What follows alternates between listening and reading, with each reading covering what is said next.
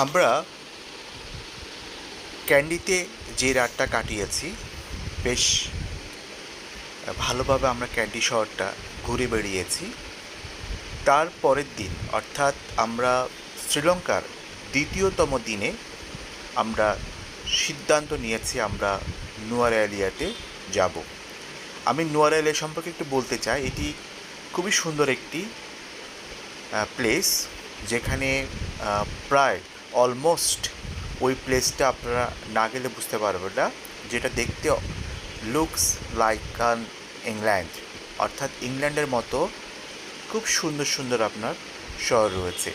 এই নুয়ারালিয়া যাওয়ার পথে আমরা যে সুন্দর দৃশ্যগুলো দেখতে পেয়েছি আসলেই অসাধারণ।